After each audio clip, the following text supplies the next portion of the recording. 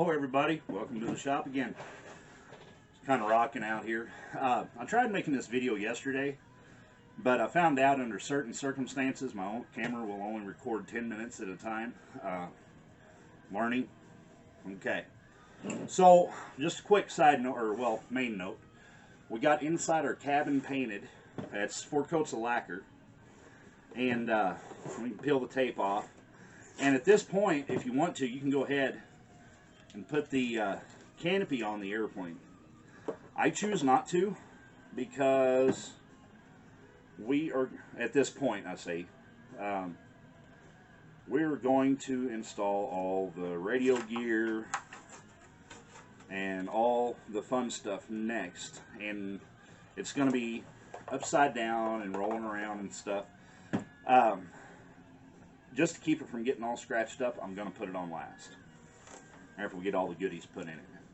However, at this point, if you choose to put a little pilot figure in there, right now would be the time to do so. That way you don't have anything in the way.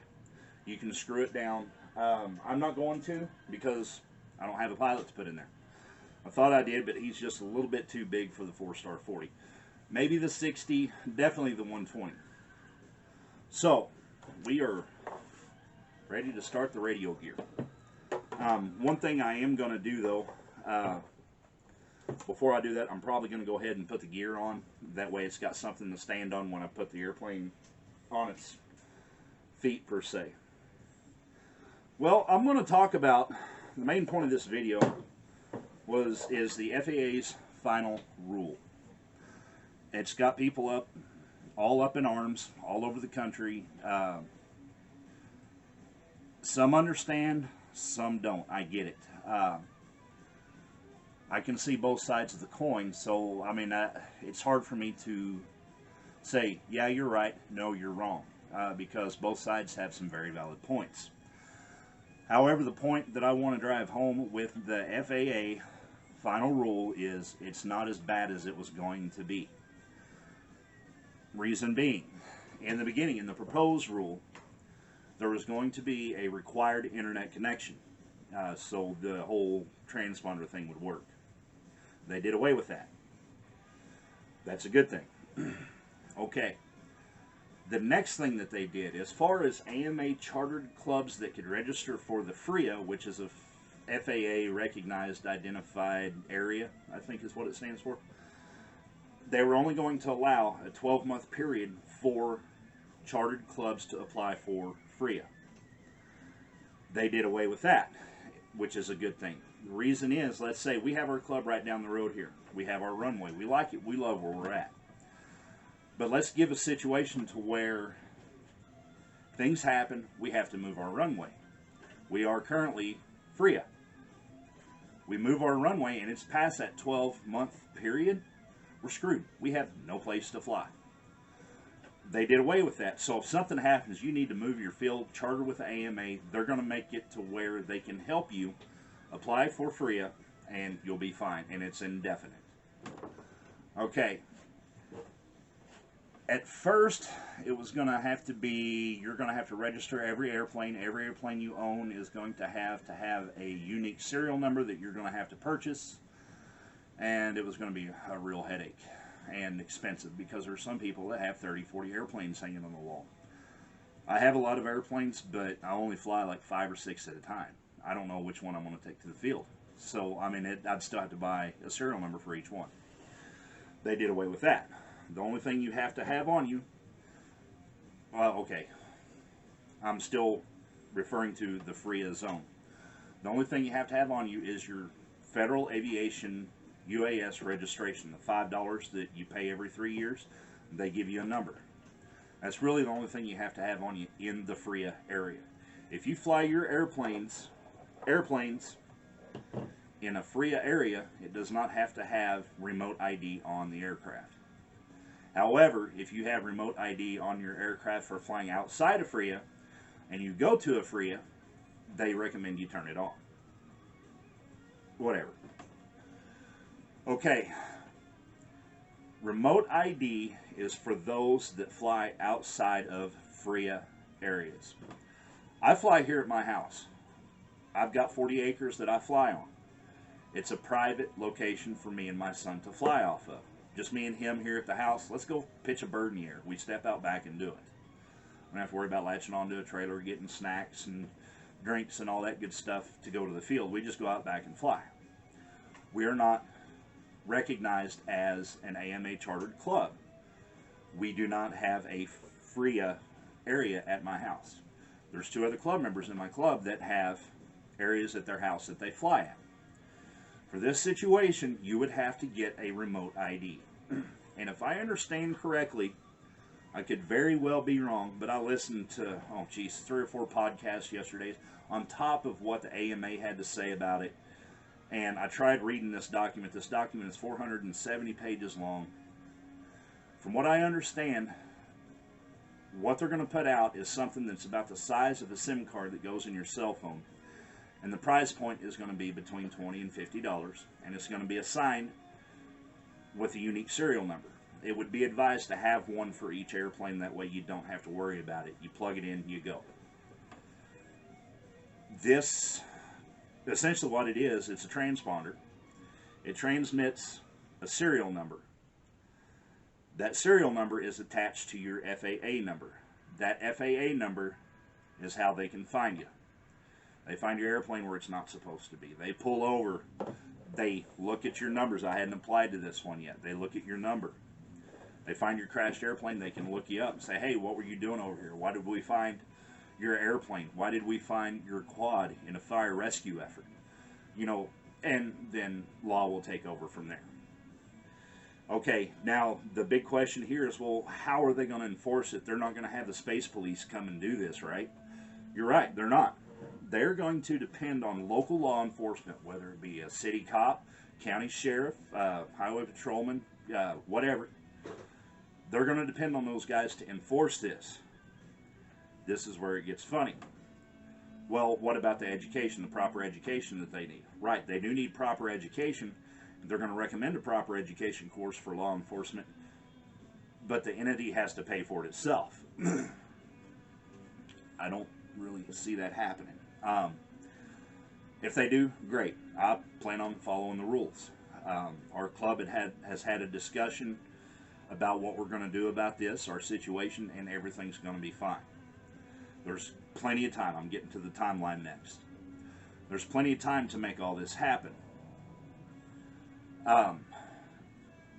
You just hope your G that pulls up to check you out is properly educated so you don't get harassed. That gets into the Fifth Amendment and all that good stuff. I'm not going to go there right now because I will get aggravated.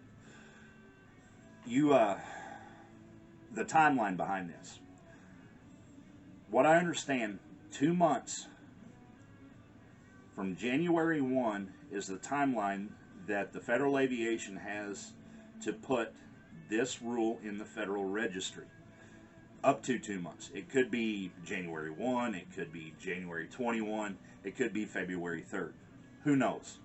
That's their timeline to get the rule into the Federal Register. Okay. 18 months from that day is the timeline that product manufacturers, your quad manufacturers, and all that stuff have to comply with the final rule. In other words, start manufacturing transmitters, their drones with the proper equipment to do this, to fly outside of FRIA. Okay, that's that 18 months. At the end of that 18-month period, the Federal Aviation Administration is going to open up and start taking applications for FRIA zones. Your club field. Talk to your club officers. Make sure, if they're not already, get lined up and get applied for a FRIA when this does open up. That way you'll be taken care of. Okay, 30 months after the final rule is in the Federal Registry is when they will start enforcing it.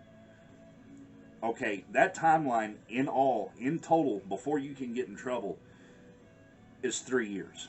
Okay, it's going to be 3 years before you can get in trouble for this. So if you're that guy that wants to push it to the limit, go for it. You got 3 years. Do it. Like I say, I'm gonna follow the rules because it's not too bad.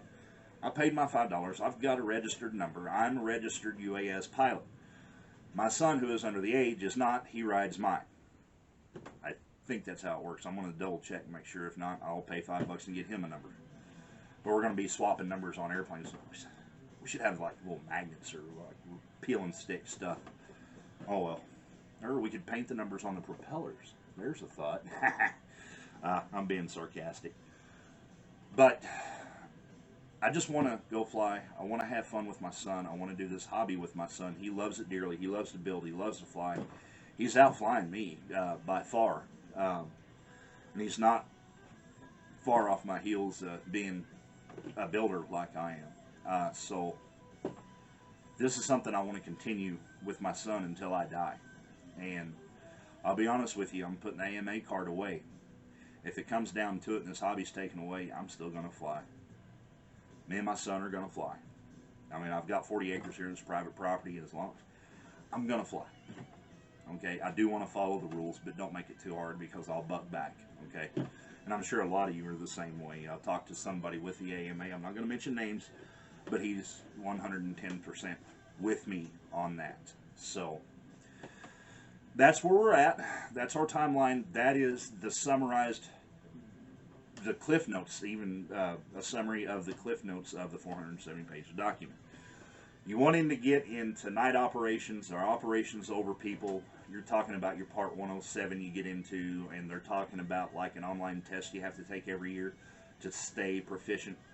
They've got restrictions on your drones that you have to have prop guards and all that good stuff. Can't weigh more than 11 pounds, whatever. I'm not worried about that because I don't fly drones. I don't fly over people, and I'm darn sure not really going to fly at night. I know some people out there have the LEDs and all that cool stuff, and it's cool, don't get me wrong. Just not me. I love to watch. I'll lose the airplane if I try to fly at night. I'm just not that good. But as far as the classic side of the hobby, building and flying, I'm going to keep doing it. Anyhow, that's my 2 cents on the Federal Aviation Administration Registry. I'm going to keep plugging along. If anything, worst case scenario, I've got 3 more years to enjoy this hobby, and I'm going to do it. I hope you do too. So that's my rant for today. I've got this finished up. I'm going to go inside and enjoy the evening, and I've got a 4-day weekend, so we're probably going to get a lot done out here. And as I go along, I'll be recording all this, and I'll be sharing it with you. So, hey guys, love y'all. Like, subscribe. Go get a kit, build it, fly it, and just enjoy this hobby. Have fun with it. And don't forget a nice comfortable lawn chair, and something cold to drink, because that's 50% of the hobby. You know, see, it's the camaraderie, the fellowship, nice cold drinks, and a comfortable lawn chair. That's 50% of the hobby. The other 50% of the hobby is flying, and then the other 50% of the hobby is building. So, I mean, there's so many aspects in this. Just enjoy it. Love it while you still can. Buy a kit. Build it. Go back. Buy a PT-20. I've got some videos on those. We'll build it side by side. Several people that I've talked to on the phone built their PT-20 right alongside me. And they're flying it. They're enjoying it. They're loving it. Do the same. Trust me, you'll love yourself. Just have patience. If you don't, you will when you're done. Alright, with that being said, thanks for watching. Love you guys. We'll catch you next time.